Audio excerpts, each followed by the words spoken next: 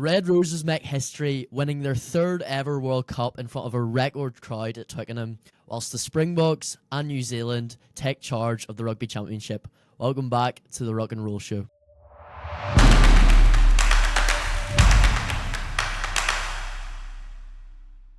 We welcome back a very happy Dom onto the show after that weekend's rugby. Dom, how huge was that from the Red Roses? Yeah, monumental effort, and congratulations to the Red Roses for that victory. They absolutely prove why they are the best nation. And I think, like I said last week, I think New Zealand, Canada played their final as such against New Zealand, and they just couldn't replicate a performance like that against the Red Roses. So, yeah, massive congratulations to the Red Roses because, yeah, massive, mega effort. Yeah, it was huge, absolutely huge, and a record home crowd, as I alluded to at the start there.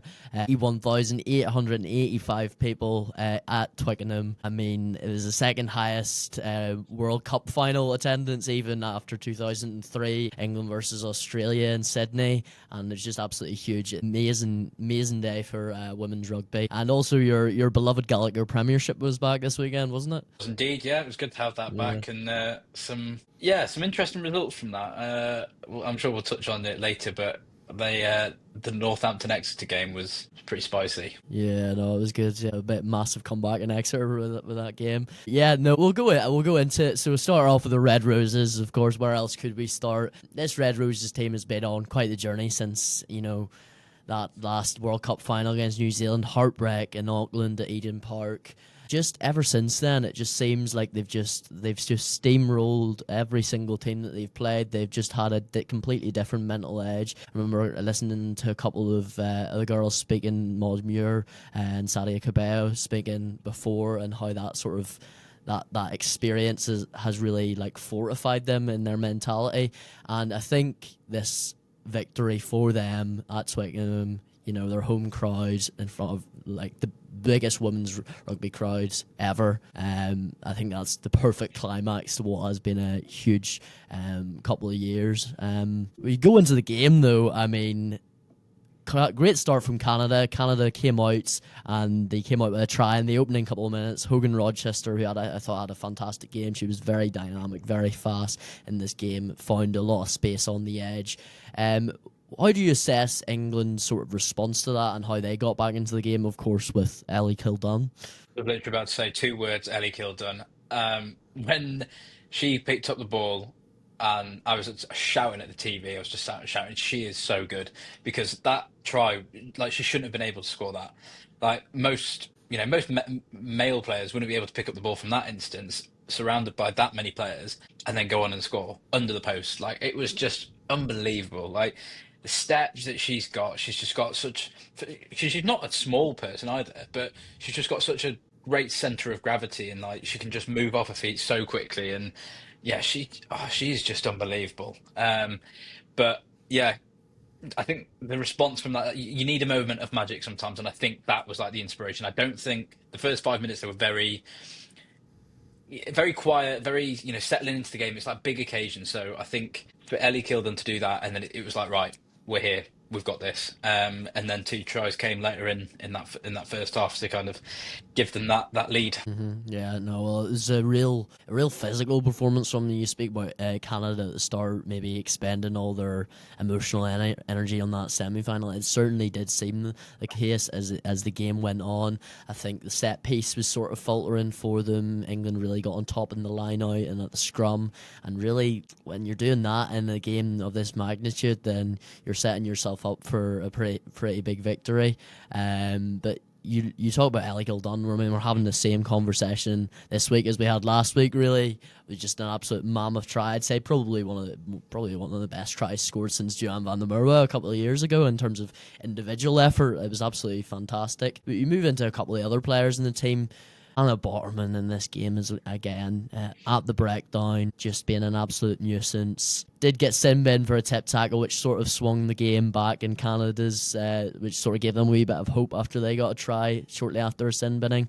But how good has she been in this tournament? Yeah, she's definitely been one of the standout players, and everybody knows what she's capable of. But I think it's one thing, it's a classic phrase, but it's one thing to do it week in, week out in the Prem or the PWR, but then to do it on a big stage like the World Cup, it's just like, yeah, top class prop, and top class player. I think the modern day prop now has definitely evolved, and we've seen that in the men's game for people like Ellis Genge, who, they've got that mobility to get around the park and make positive carries, and also, win breakdowns. And it was that classic thing in the semi final where she was holding up three fingers, going, that's the third time, she's just got such a good buzz, and everybody clearly loves her in that team, and everybody loves her as a fan as well. So yeah, she's just, you can't really say anything too negative about her, but yeah, maybe she just needs to work on that tip tackle a little bit better. Yeah, maybe just the technique on it was just, or maybe just got slightly over exuberant with it, really.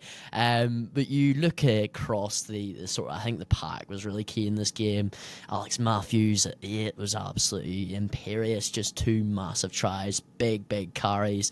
But I'm going to highlight the 2 locks because I think they've been really underrated in this tournament in terms of giving them a strong base from the line out. Abby Ward and Talling as well. How did you assess sort of their success in this game at the line, especially going up against Sophie De Goede, who World Player of the Year? Yeah, I think when you're up against the World Player of the Year, you've seriously got to up your game. But like you say, they've been a bit unsung heroes in this England team, because I think second rows is one of those positions that you don't always see much, them doing much. They'll claim the line out and it's like, oh yeah, kind of standard stuff. But then it gets out to a back and they do all the fancy stuff. And it's like, oh, all your attention's on them. But I think, it's good that we're highlighting them because they have been monumental in this effort, in this team effort. And yeah, the pair of them were just, did the job.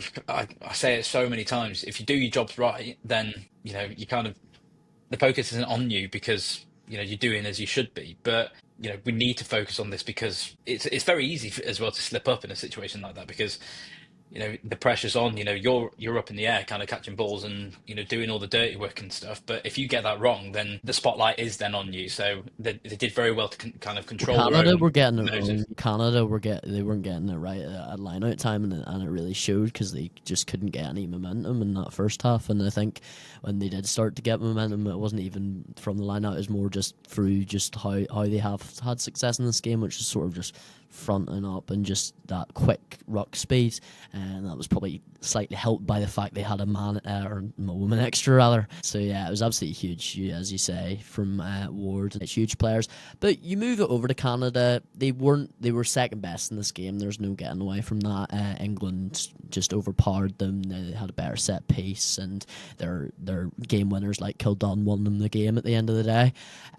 But you talk about them throughout this whole tournament, and perhaps you say it was a step too far, but how impressive have they been as a world number 2 side coming into this? Underdogs are probably coming into a major tournament. The Red Roses, they're the favourites. They've been the best team in the world the last couple of years. It's their home tournament, and then you have the Black Ferns, who just always turn up in a World Cup and have done it 6 times before and won it 6 times before. How impressed have you been by Canada? Yeah, absolutely. It's so impressive, and there's been so much being said about how they had to crowdfund a million Canadian dollars or whatever it was just so that they could get over here, and that's the lengths that people, the countries are willing to go to make women's rugby how popular it has become.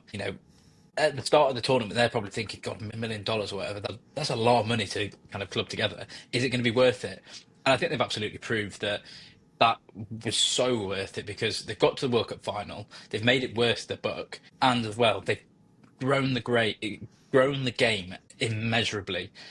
Not just in the UK, because I think all the pictures of the crowds welcoming the teams in at Twickenham was just incredible. Like, I don't think I've ever seen that at a men's game. So yeah, it's just, I can't imagine what it's going to do over in Canada as well. So just, yeah, unbelievable. I'm pretty shocked by it all. And, I think I don't think anybody really thought it was going to get to this, it was going to get this big, the World Cup, but they've absolutely shut everybody down and proved everybody wrong. And yeah, credit to them, as they should. It's just a shame that they had to come up against sort of one of what you'd have to say really has been one of the best women's sides that women's rugby's seen really at their home tournament at Twickenham, you know. But what a job Kevin Rue has done as head coach as well for them, and just the way he's got them playing. I think they've just been absolute joy to watch. Any game that I've watched them play, it's just especially that semi-final, which was particularly impressive against the Black Ferns, just playing quick rugby, offloading, just one-out runners, just quick ruck speed, some really great ball handlers, and they're really talented players. Sophie de Goody, probably the best out of all of them, really, but Alex Tessier and just Hogan Rochester, just so great to watch on the wing. They've been absolutely fantastic. Pelletier as well, especially in that semi-final. But they've been absolutely fantastic. They've been an absolute breath of fresh air. We hope the men's team can sort of improve and sort of get to that level, because that's really an untapped market, isn't it? In rugby is North America. You're seeing more and more teams, I suppose, emerging from South America. North America really, Dom, hasn't really taken to rugby maybe as much. No, not really. I mean, you've got your Americans who were, in the past couple of years, they were very good at sevens. And they kind of dominated that for a bit. Well, I wouldn't say dominated, actually. I'd say they had a very big presence there. USA and sevens kind of were synonymous as being quite good and quite a strong opposition. They'd always be up there. But even that's petered off a little bit now, and it is a shame because look how many people they got over there. Like, they should be able to produce a good amount of talent, especially when NFL and American football is such a big sport over there. It's so physical that they should be able to produce, something. And the money that they've got there as well is just ridiculous. So I think hopefully this should actually kick the men into gear a little bit and be like, look, if the women can do it, no disrespect, but the men should be able to produce something as well. Yeah. Because, I mean, why not? Because it's a very, very much. I mean, they obviously have a lot of skilled players, but you'd probably say they're one of the most physical in terms of like they're really like fit. They're fast. They've got some really great athletic abilities, and I think if they can marry that with some systems in place and really get that going, then they could be a real handful at sort of the next couple of World Cups. So yeah, that is the question. I mean, it's sort of you compare it to sort of sides like Fiji and stuff like that, and in particular, who they've always been very physical and athletic, but they're now getting the systems in place and the people, the expertise out there, and now they're really growing as rugby nations. So we hope that can happen for Canada and the US and both the men's and the women's sides. But I think the Canadian women's team have definitely led the way in that. But just to finish on the Red Roses, I mean, what a couple of years it has been, and I think the biggest question coming out of this World Cup after the success that has been, record crowds just across I think it's something like 440,000, I think, in comparison to, I could be getting this wrong, but hundreds to 200,000 in the last World Cup in terms of altogether attendances. It's been a big improvement that way around, I know that for sure. And you talk about the legacy of this Red Roses team. Where do you think they sit in relation to English sport and what they're going to do for so many like young girls basically coming up and wanting to play rugby? I think obviously we won't see fruition as soon as probably people think. People probably expect instant results, but give it 10 years and it's going to absolutely skyrocket. It will just forever increase and keep going. So they've laid the foundations for sure, and it's, as I say, it's only going to go one direction, and that's upwards. So I think you will see a lot more girls' teams being set up, a lot more women's teams being set up, and hopefully more women's leagues set up. Because I know that in some case, I think at an amateur level, the women's system, you don't, in the men's you have your regions at your lower level, and you play people who are probably no more than a 45-minute drive away. But for the women, sometimes they've got to drive an hour and a half to 2 hours just to play someone in the same league as them, because there aren't enough teams, there isn't enough interest. So I think, as I say, in the next 10 years or so, you will have that increase and more regions and more teams wanting to come in, and then hopefully a bit more of a competitive game, and hopefully as well surprise teams that come into the PWR and the championship. Yeah, no, it's absolutely something that we want to see, and I think it is something that we definitely will start seeing more and more of. I think the whole media around it as well has been really, really good, and the people that have sort of helped out. I think credit to Ben Youngs and Dan Cole for the love of rugby. They've done a couple of episodes with the sort of England international sort of, and it's all about that personalities, isn't it? Getting them to the centre stage, because that's what's going to drive in crowds at the end of the day. And I think people like Ugo Monya have been huge for the game, so it's great to see that media effort as well. As obviously it goes without saying, the Red Roses in the past couple of years have just been absolutely fantastic. And I know it's 3 years away, Dom, but could the Red Roses do back to back, do you think? I mean, after that performance, yeah, absolutely. I think they could even go on and not lose a game until, God knows, another 7 years maybe. They've, as I say, they've got the building blocks, they've set them down, they've got the foundations, and all they have to do now is keep that investment coming, keep the systems coming from the bottom up, and encouraging girls to come and play rugby and so on.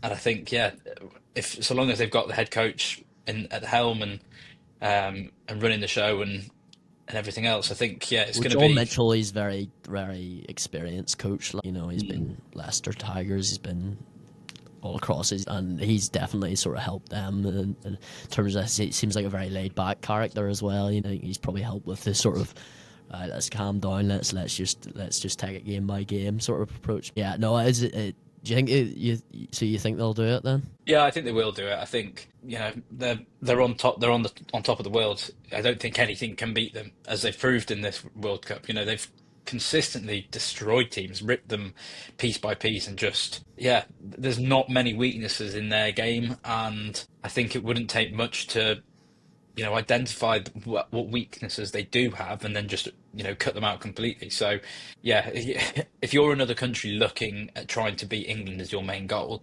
you're gonna have to spend some years trying to crack that code. Yeah, no, they've got so many strengths. I mean, it's kind of like, I guess, the Springboks in the men's game at the minute. They've got so much strength and depth, so many strong points in their game, so it's quite hard to identify where to go after them, really. But credit to and congratulations to the Red Roses on a fantastic World Cup win, and an absolute historic moment for women's rugby. But we'll move on to the Rugby Championship, which had round 5 this weekend. We had the Bledisloe Cup, and we had South Africa versus Argentina. So we'll start with the Bledisloe Cup at Eden Park, and of course, as Dom predicted, the All Blacks have defended the fortress yet again. They beat Australia 33-24. They raced into a 20 to 3 point lead early in that first half, and it just looked like the Wallabies had no answer for them, really. I don't think they were maybe getting the line speed right. All Blacks are just, and when you give the All Blacks space, they just they use it and they come onto it. What did you make of the All Blacks' response, especially after what happened in Wellington 2 weeks ago? Yeah, I think a bounce back is always going to be necessary when you suffer the biggest defeat in your history, and I think it's an All Blacks thing where they have a mantra in which once you representing the All Blacks is probably one of the top sporting honours that anybody could ever have. I think anybody, if they were told you're gonna go play for New Zealand, everybody would be so proud of that. And I think every Kiwi who gets that honour is so proud of that. So, and the mantra that they have is that once you wear the jersey, play the game and leave it in a better place than when you first put it on. Play a game in which when the next person passes it on, they've got to step up to the standard that you've just played. So to go from a record defeat to then beating Australia at Eden Park, it was definitely the response that was needed by the All Blacks. So yeah, a really good game. It was kind of classic New Zealand, classic Australia, in the sense that New Zealand started so quickly. Australia didn't really know what to do, but then it was the back end of the game that Australia really came into it, in like the second half, where they kind of really got themselves going. And Australia did the same when they were playing the Lions. They not get into it in the first 30 minutes or so, and then second half, boom, they were into them and just getting the points on the board that they needed. Yeah, well, as you say, it's been a bit of an issue for them in many games where they're sort of they're giving away points and then they have to sort of come back into it. How big would you say that's more of a concern? Would you say that's a concern for Joe Schmidt in terms of something that they sort of keep doing, where they go down 20 points to 3, then they're having to they score 2 tries to get themselves back into it, and then they sort of release more points in the second half, and then they have to sort of chase the game again. What did you make of sort of their performance in reference to maybe some of the weak points they showed? I wouldn't necessarily say it's a worry if you're Joe Schmidt, because the team keep proving that they can come back and win. Yeah, like I said, it's not something that would be the top of my worry list, but it's definitely not an ideal situation to keep putting yourselves into. The fact that your first try comes in at 30 minutes, and like you say, you wrote 30 minutes and you're 20 points to 3 down. It's not ideal, but the team have now got that. I don't know.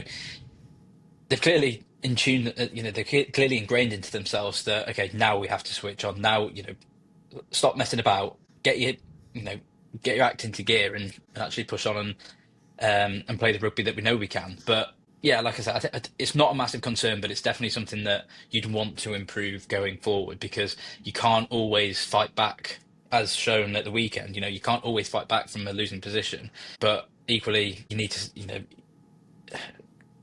not be in such a terrible situation where you're having to fight back from 17 points down. Yeah. Well, I think they always show that they can hurt any team at any time, but I think it just they keep sort of like falling into this habit.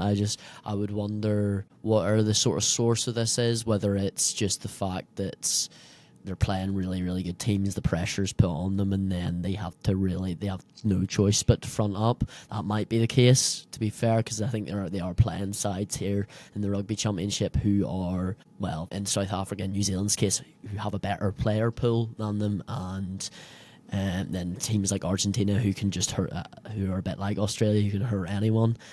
So I'm not sure what the case is, and whether it's maybe just they just need to keep developing as a team, and hopefully they'll start to get more 80-minute performances and more 60-minute performances and stuff like that, and keep building.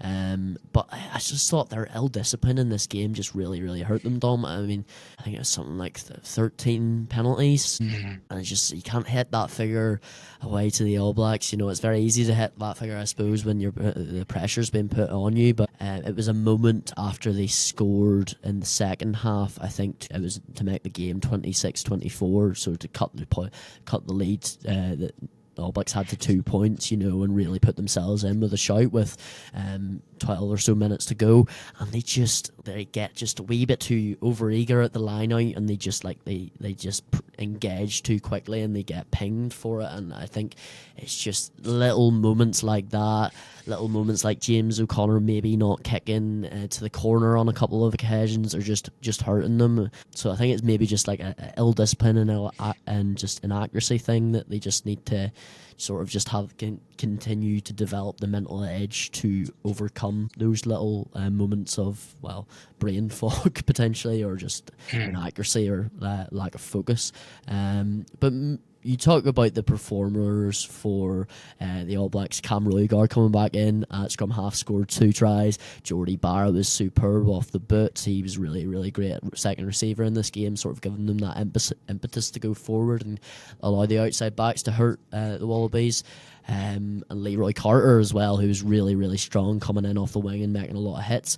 How key do you think Cam Roigard in particular is to New Zealand when you consider their scrum half options? I think, yeah, Roigard really, I think coming into the game having not played for a while, he definitely proved why he should be, in that pool of players so much more consistently than he was. But yeah, exceptional game from him. I also thought Tupeya had a brilliant game in that second half.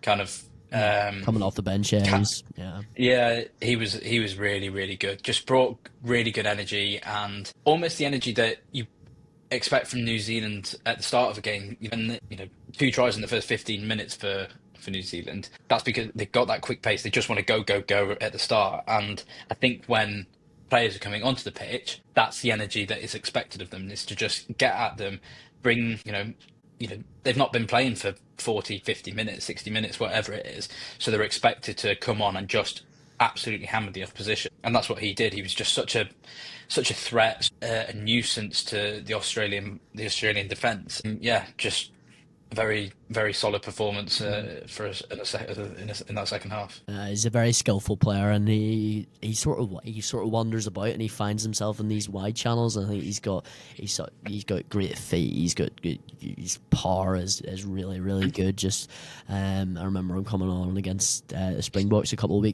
weeks ago and sort of scoring the clinching try in that game. He's been really, really good for them.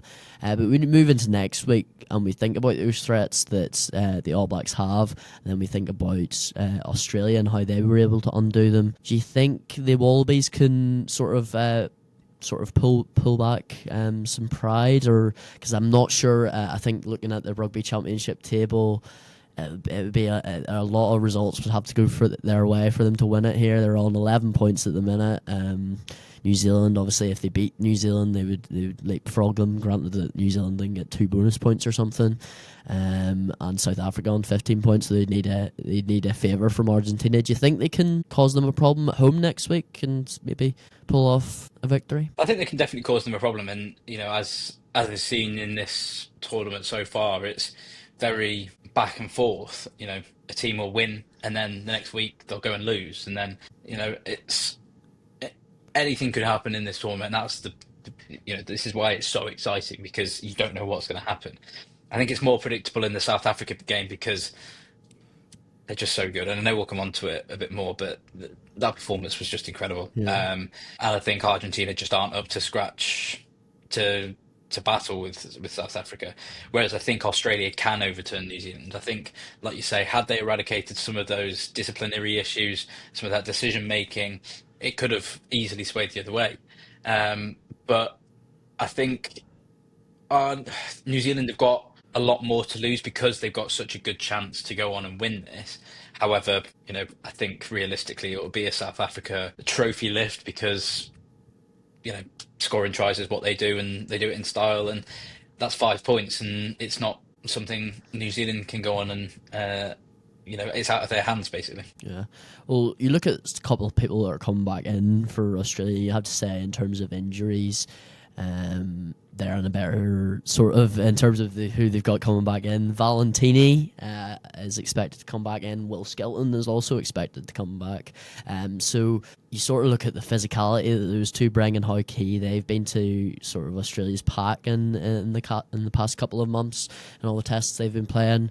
Do you think that can sort of give them that sort of more go forward to then allow those outside backs to go, or do you think New Zealand will sort of they'll match that threat with their pack? I think that was the big thing that I noticed. One of my mates, he's an Australian, so shout out to Alex on this one. But I was talking to him before the game when the teams got announced and said, Valentini, Skelton, they're two big players that you're going to miss out on. Are they going to be the difference to sway the result in their favour? Quite possibly, because Will Skelton, you saw when he came back into the Australia squad against the Lions, it made the world a difference. So can he do the same against New Zealand? Yeah, quite probably. And we know how good Rob Valentini is, so it's going to be really interesting having these two players back in to see the difference that it makes in the forwards, because obviously New Zealand are just a force to be reckoned with when they get rolling with the forwards. So it'll be a very interesting physical battle. They've got a couple of big lumps in there to provide. Satiti and Artie Salve. I think it'll be very interesting to see. And then Bowden Barrett out. Do you think there's a big drop off from Barrett to McKenzie, or do you think that's just sort of like they've got so much depth in that position that it'll sort of McKenzie will come in? I mean, he was very good when he came in for Barrett, to be fair to him, against Australia. Do you think that'll just be a sort of seamless thing? Do you see any sort of upset there? I think obviously losing your starting 10 is a big worry. And if you're a team like, let's say, Scotland, for example, if you lose Finn Russell, you're like, man, where are we going to look to now? Like, who's going to step up and provide that? But I think it's a bit different with New Zealand because Mackenzie is such, he's got such pedigree at the top level that, it's like Bowden Barrett, God, he's injured. Okay, but it's fine. We've got Mackenzie. He'll kind of slide in a little bit, like a bit more easily. I think there was one of the games that Mackenzie started. I think he might have started at fullback, but he didn't have his best game. So I'm The unsure. South Africa game a few weeks Yeah, ago. yeah, I wasn't convinced with his performance then, and maybe that's just because he's not as happy playing at 15. But he's good enough to kind of bounce between the two. But didn't seem as settled, I think. But I think, as I say, when you're looking at a second string and it's Damien McKenzie, you're like, okay, it won't be too bad.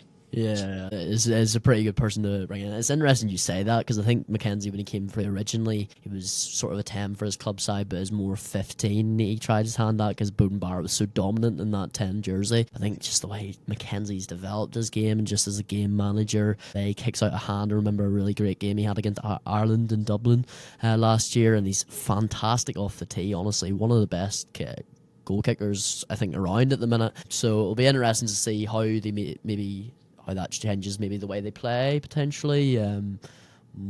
More sort of, I guess, running off 10, but then you sort of look at Barrett and say, well, he does a lot of running himself. So, but it'll be interesting to see how that goes. If I could push you sort of for a score prediction, what would you say is going to be the outcome of this game? I will say I think New Zealand can do it again. But I'm gonna say it's a 1 point game. I'm gonna say it's gonna be that close. 1 or 2 points. I'll say yeah. I'll lean towards one, but I think the additions of Skelton and Valentini were huge. But like I say, I think there's so much more on the line for New Zealand that despite what the result will be at Twickenham, they've still got to go out and get 5 points just in case Argentina do something miraculous. So, yeah, I think it'll be New Zealand. I'm going to disagree with you on this one. I think I thought New you might. Zealand did show developments in the game in terms of they finished the game much stronger than they have done in the previous year. But I do think they did show frailties in that game. They did show Australia where they got at and that Australia could get at them. I think it's going to be really tight as well. If Australia go on and win it, but I am going to go Australia by 3 points. At the Optus Stadium in Perth this Saturday afternoon, or Saturday morning for us. It'll be Saturday evening for them.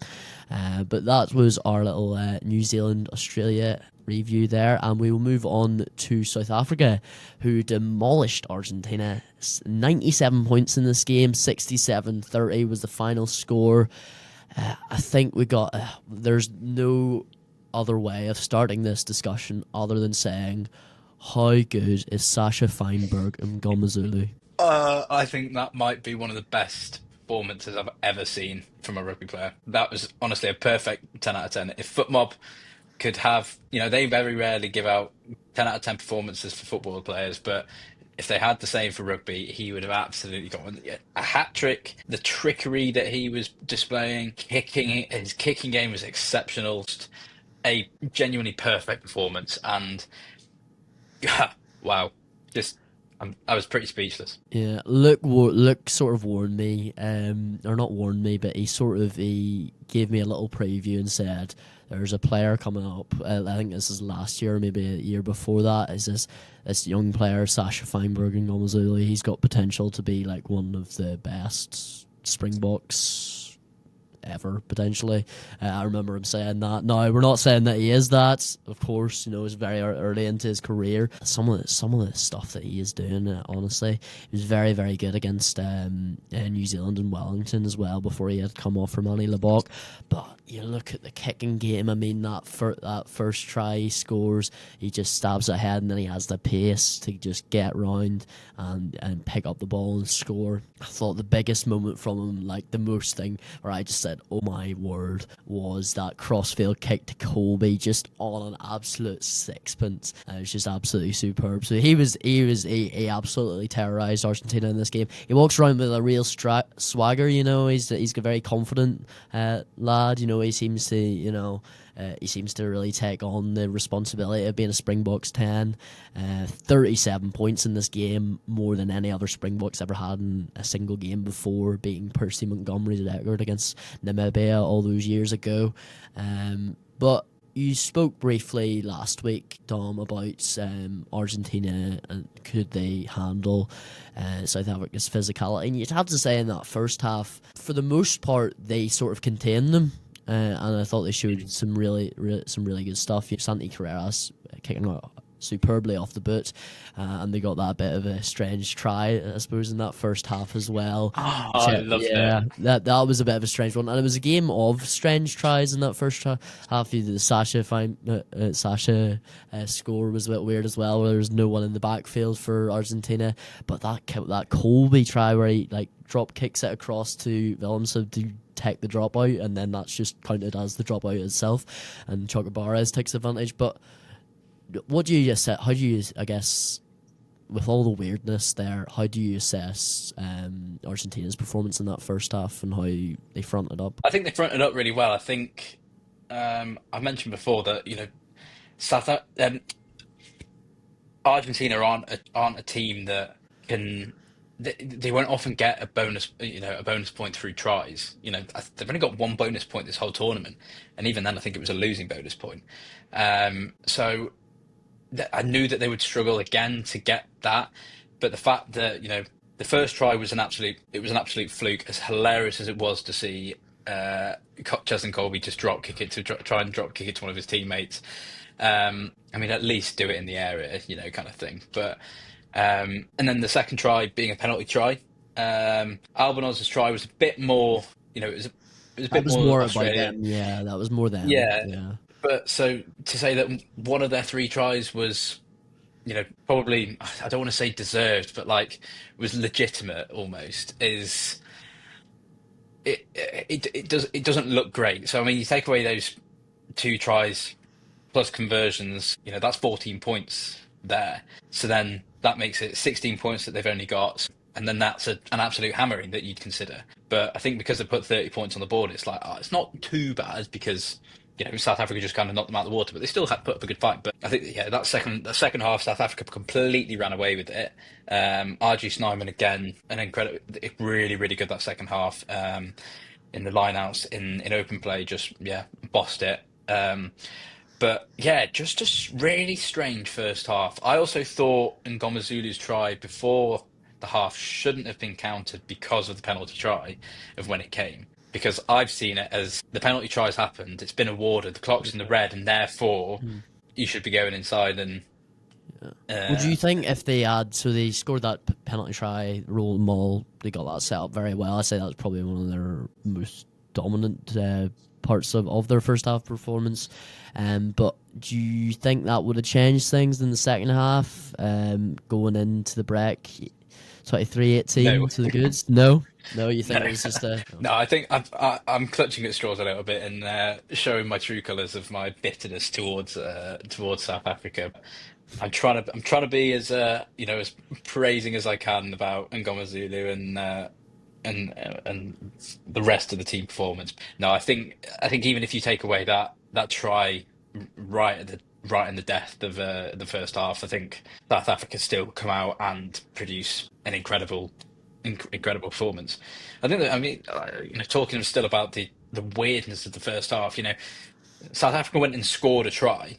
Evan Etzebeth went over the line, and then the referee said, well, there was an interruption by one of the, I think who was it? I think it was Vivas, the loose end prop, stepped in, kicked the ball or took it out of Reinach's hands. So then the ref disallowed the try, went back for a penalty, and then they went on and scored anyway. So it was like, well, what was the point in that? But anyway, I'm not really I sure will, because I don't the think rules it. of I that. don't think it was. Well, if he just kicked out of his hand, is that, is that a knock on? Yeah, not sure. Not sure what that But is, he but awarded a penalty to South yeah, Africa. It just really confused me why he went back and ruled out the try, gave the penalty, rather than going, well, it would have been your penalty, therefore advantage, so we'll just give you the try anyway. But anyway, yeah, by the by, really bizarre first half, but dominant performance, South Africa. yeah. They're absolutely superb in that second half. I mean, literally did everything right apart from this was that Argentina's try that scored. Peter Steph du Toit, he was really 2 tries for him in this game.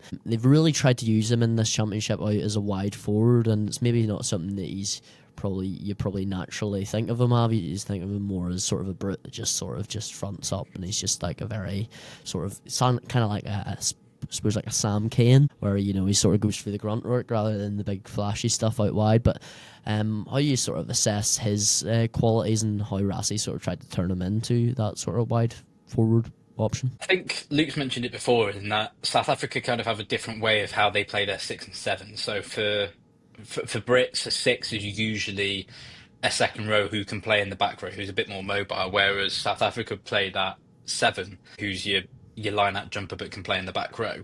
But I think that that's just difference of numbers. That's kind of just a very small difference. But I think you do usually want your wide players to be A, strong, B, quick, C, mobile.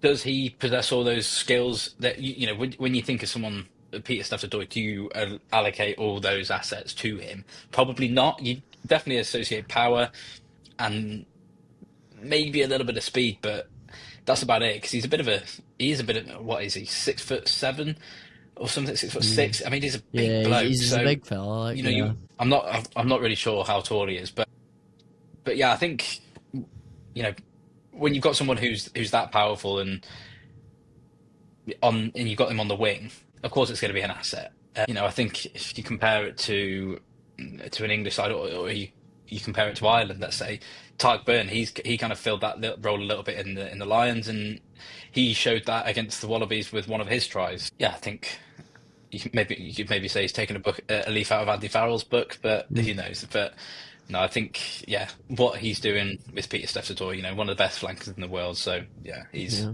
Well, it's interesting to show doing that a good sort of job. that different side to Peter Steph game, and he certainly showed that he is capable of doing that. It's just again another thing of Rassie just doing the unpredictable, but that's exactly it. Moving into next week, Twickenham, the Rugby Championship is coming to England, so that's the venue that Argentina have chosen for their home fixture against South Africa. Do you think there's any way Argentina can maybe sustain the intensity they had in the first half for the second half as well, or do you think this is just going to be another South Africa sort of falling, I guess you could say, as that was in the second half? Yeah, I mean the quality that South Africa have, we know how good they are. We know, it's 2 games in a row now where they've absolutely pummeled their opposition and put on quite a show.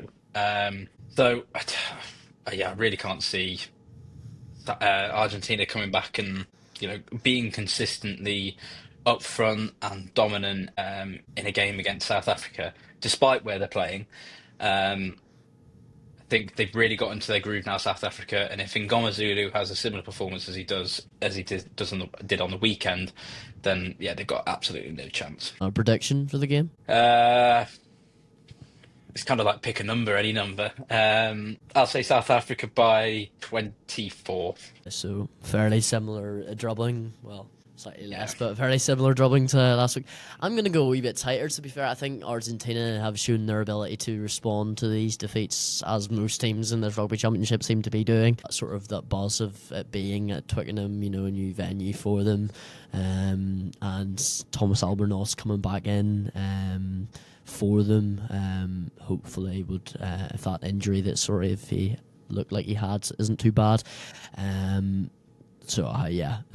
Garcia is a concern for them having their scrum half out, but I think they'll show a decent performance in this game. I do still think they'll lose probably by 10 maybe 12 points, I think, in this game. But yeah, that would be my prediction. And then So in that case, then we're predicting a South Africa Rugby Championship victory. Is that correct? Yeah, I think so.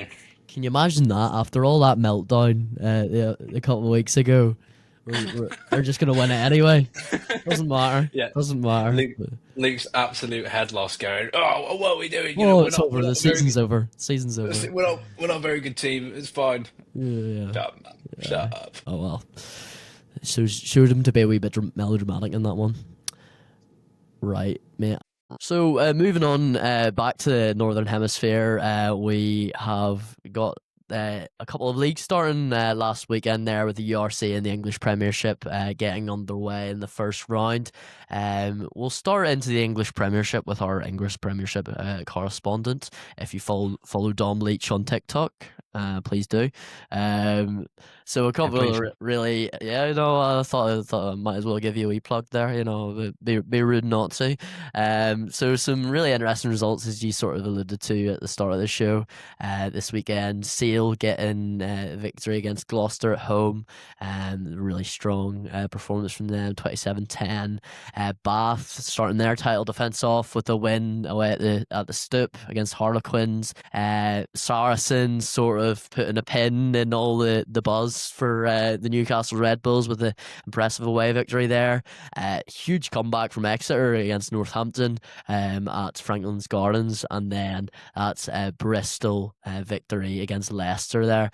What do you make of this weekend's action, and anything that really stood out to you? I think I'll go game by game. I think Sale back to winning ways. I think the thing that was difficult for them last season was kind of getting those bonus points. We know they can win at home because I think they only lost once last season at home, and that was to Bath. So that's a pretty good record to have, to only lose to the champions at home. So I was pretty confident that they were going to win that one. Gloucester's problem is just D. They don't front up two options. They kind of soak a lot, and that kind of comes to bite them in the arse a little bit, because you concede 4 tries and that's just how it goes. But really good performance, showing why they're the best. They haven't by any point got their strongest squad back. They're still missing. Can we just talk about that pass from Max Ajomo to Henry Arundel for one of their tries? Absolutely insane. Yeah. Max Ajomo, he's going to have a great season this season, and to kind of plonk him in at 10 was a bit mental, because I think by trade he's a 12, he's a centre, but the modern day 12s can kind of have that access for playing both, but to kind of come in start at 10, it was I was a bit like, how's this going to go? The thing for Bath is they're going to have unbelievable pass. Yeah, well, the thing for Bath is they're going to have. I don't think they'll have any problems at 10, because they'll have the Argentinian fly half and the Scottish fly half in their ranks this season. So yeah, I don't think there'll be any problem there. The rest of the games, what do you sort of make of the Lewis? Say that one again. That just was a bit cut out. What do you make of the rest of the games, like Newcastle and Northampton, Bristol? Well, I'll tell you what, the King is back. Farrell is back in the helm and just absolutely run the show for Sarries. It was a very good performance, considering as well that they that they went down so early, down to 10 men for down to 10 men, down 14 men for 20 minutes. It's awful challenge that wasn't it? Newcastle, yeah.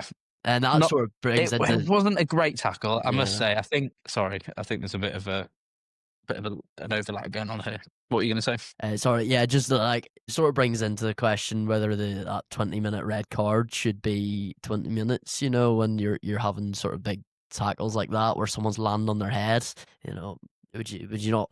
It's sort of hard to accept someone going off for only 10 minutes, and that is it not? Yeah, I don't know, because I get why the 20-minute red card was introduced and not kill the game, because you take the Prem final a couple of years ago when Beno Urbano got sent off early doors, and it just killed the game for Bath. Like, everybody wants to see such excitement, and just because there was no malintent with that tackle. Yes, he's tipped him, but he's not he's not kind of lifted him up, just wanted him to land on his head. It's in some sense an honest mistake, but at a professional level, you shouldn't be doing it, and that's why he's been red carded. But the whole team shouldn't have to suffer just because of one person's mistake, kind of thing. And I think it's justified that Is that not? you have your red card, you don't come back on, but someone. Yeah, but is that not like the whole point of sort of like most of these decisions? People are never. It's never going to be a thing of malice, and if it is a thing of malice, they're going to get cited for it. But it's not something that you need to sort of like rule out of the game if you're really going to get people just to be a bit more careful with their challenges. You're gonna need to punish them, whether they meant it or not. I think that's the thing, though. It's a thing of malice. If you've got someone who's gone up to another player, just absolutely whacked him, and then got sent off for it, then yeah, absolutely. I think that's when the line of 20-minute red card or a permanent red card comes into play, because he's let the team down, he's let himself down, so therefore they should be punished by playing for 14 men for the rest of the game. However, a tackle like that, yes, it's bad, but I don't believe it's, like I say, he's not gone in with the intent of just absolutely trying to, break his neck. So it's such a tough debate because, there's so many good arguments for both sides, but at the end of the day, some people are going to be disappointed and some people are going to be glad of the way it's panned out. So yeah, it's so difficult, but I think, he'll be cited, he'll get his game ban, and because it's a red card, it's a higher level entry point for the ban. And it's just the hope now that he doesn't do the same thing again. But if he does do the same thing again, then it's just harsher punishment for him. So then as well, it's the player's responsibility to, if you want to carry on, if you don't want to get banned and you want to play more games, then tackle correctly. Yeah, no, definitely. What do you make of Exeter's comeback against Northampton? Mental. Honestly, what a mental comeback. Ross Vincent, bracking player. How he doesn't start is beyond me. For Italy, start for Italy is beyond me. Yeah. But yeah, he was very good at the weekend. I also thought Faye Weboso, it was quite funny seeing him to get the winning try. He pulled up with cramp, but still managed to run 40 meters to put it in to score the try. So it's good to see him back as well, I must say, because he was injured for a lot of last season. So it's nice that he's back. But also, I think they've got a really good. I think one thing that if I was a coach that I'd want as a key thing is having a back three axis that works well. You've got Brown, Bampo, Faye Weboso, and Hodge, and I think that just works perfectly. Then when you've got Slade at 13, you've got Skinner at 10. Also, unbelievable that Stephen Varney out the back pass to Slade to then set up Faye Weboso was just top draw. So it's really good to see Stephen Varney back in an Exeter shirt because he was really impressive. It's going to be interesting. They've made some really good signings. I think they've probably had one of the best windows really in the Premiership if you look at it, because they've obviously got 2 Australian internationals and 2 sort of top level Australian internationals, and Tom Hooper in the back row, and then Len Ikitau, which I think is the really exciting one, coming in he'll come in at 12 there.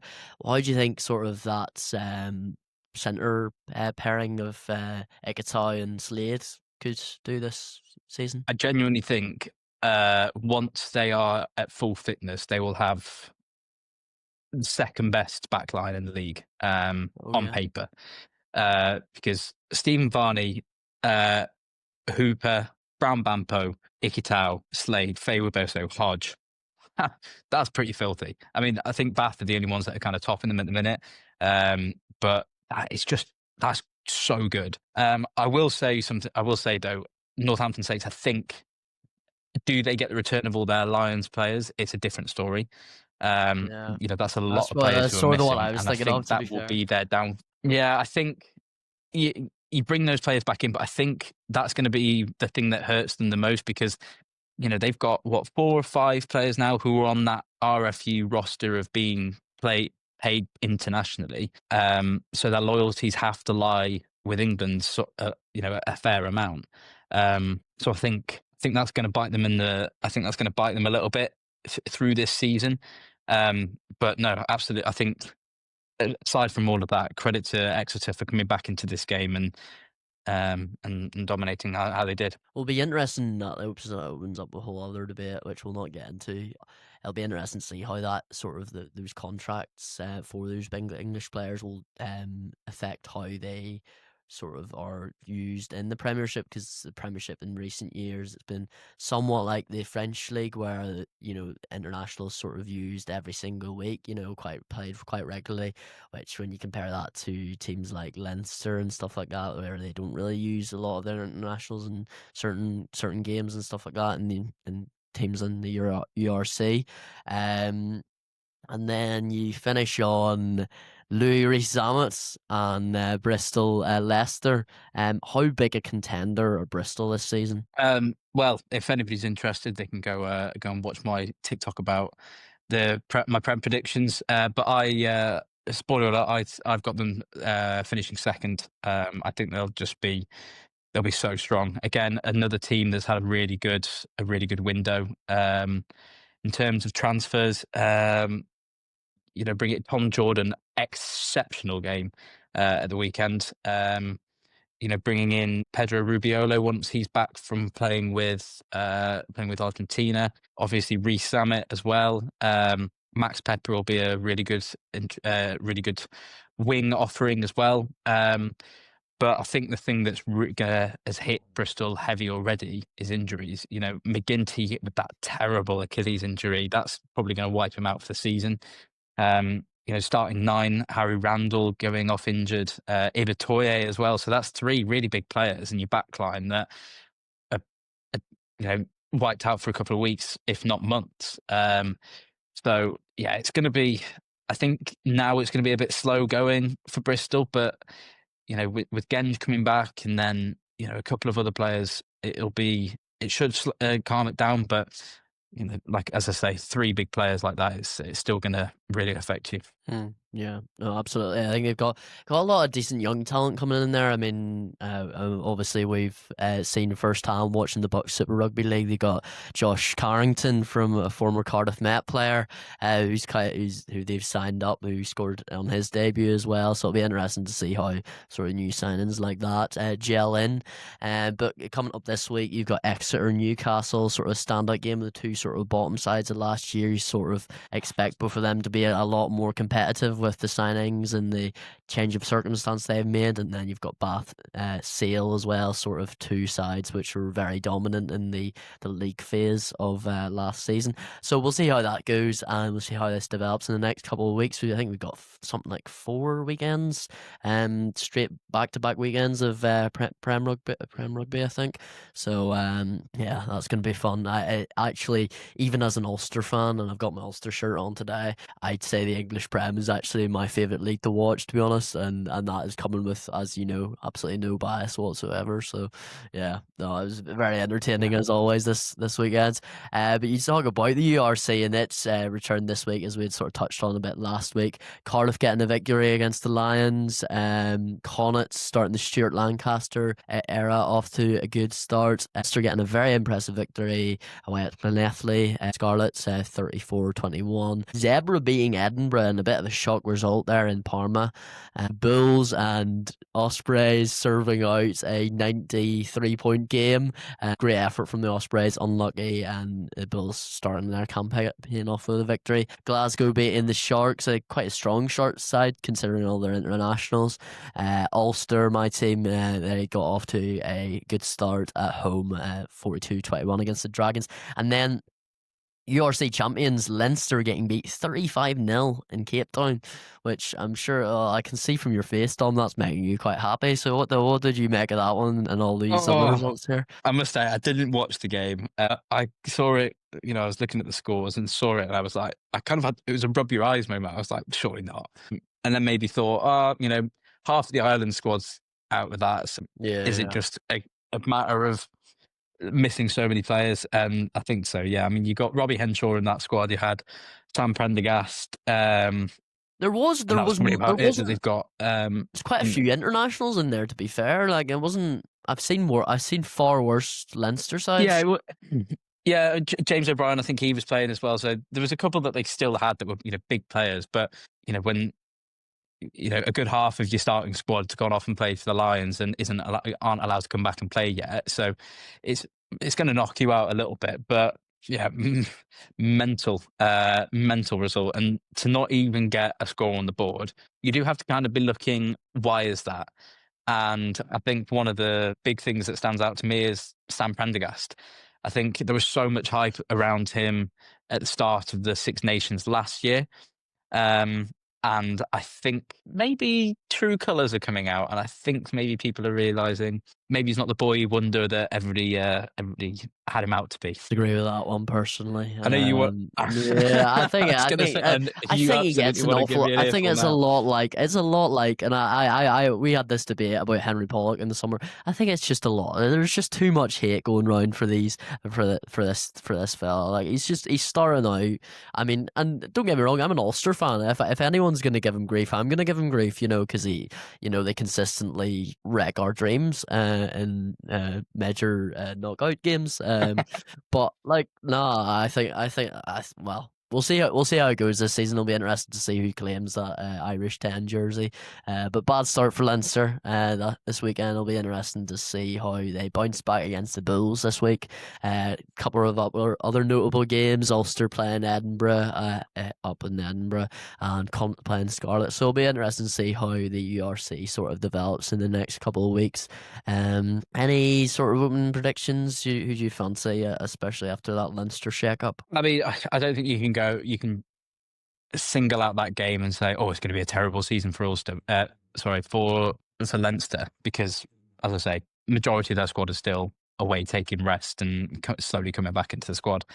I'm excited to see what Stuart Lancaster can do with this Connacht squad. Cardiff have looking good as well. Winning on home turf is a positive start. Munster as well, they look quite interesting. I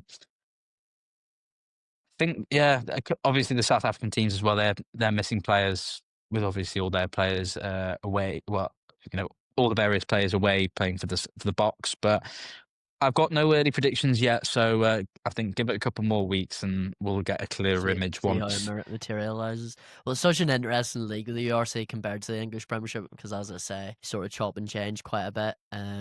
So sort of you can get results like Leinster losing like that because they've got so many internationals away and stuff like that. So we'll see how that materialises. But just to finish off, we'll run down a couple of the top 14 results. Stade Francais beating Bordeaux, back-to-back defeats for Bordeaux. Racing winning again against Clermont. Montauban getting a draw against Montpellier. Bit of a crash back down to earth from Montpellier after beating Toulouse quite handsomely last week. Pose have continued their great start to the season with another victory, this time against Lyon, who are also fellow sort of table risers. La Rochelle beating Perpignan 31-8. Toulouse bouncing back as expected against Castres 59-12, and Bayonne just about beating Toulon at home. So yeah, some interesting results there. Interesting to see how sort of Bordeaux have sort of faltered at the start of the season, and Pau have sort of shot their way up the rankings. Yeah. I had Poe as doing quite well this season. It's a guy I used to live with in my final year. He was a Poe fan, so he'll be very happy with how they started. But no, I think again, still early doors to an extent, but really surprised by how Bordeaux just haven't got going really. And it's so random. It's just random results and random outcomes. I mean, there's some consistency towards the bottom of the table. Perpignan not having a great season. I think they'll probably go back to the Montauban, obviously. Great pronunciation getting a draw against Montpellier. Well, you studied French for 4 years. You should be able to pronounce the names pretty well. Yeah, that's true. Actually, I forgot about that. But Stade Francais, I think Stade Francais was the one for me that I was kind of like, like the fact that they've beaten that Bordeaux team as well as they did was definitely quite a surprise. 18-0 at half time, just crazy. Bayonne as well, playing very good rugby at the minute. So yeah, it's interesting, very interesting league. don't really know and what's I'll going to definitely happen be from keeping week to more of week. an eye on it because no, honestly, I would have predicted that Bordeaux would kind of bounce back a little bit, and maybe I think La Rochelle very good. Racing scored some very good tries, but I think this was probably a bit more predictable. You compare that to last week, and if you'd have kind of gone off form a little bit, you'd have predicted them a little bit differently. It's it's a very interesting league. Yeah, no, we'll see how it develops. Poe sort of finding a couple of upsets there. We'll see how they rise up the rankings going in. Obviously, they'll have their first Champions Cup campaign as well this season. They face Toulon away from home, so that'll be a big test for them. And then Toulouse facing Bayonne, so we'll see how that sort of works out at the top of the table there. But that wraps us all up on episode 13 of the Rock and Roll Show. It's been an absolute blast talking about all things Red Roses, Rugby Championship, and URC, English Prem, and Pop 14. Thank you very much for watching, and we shall see you next week where we can digest potentially a South Africa back-to-back Rugby Championship victories. We'll see you then. Bye-bye.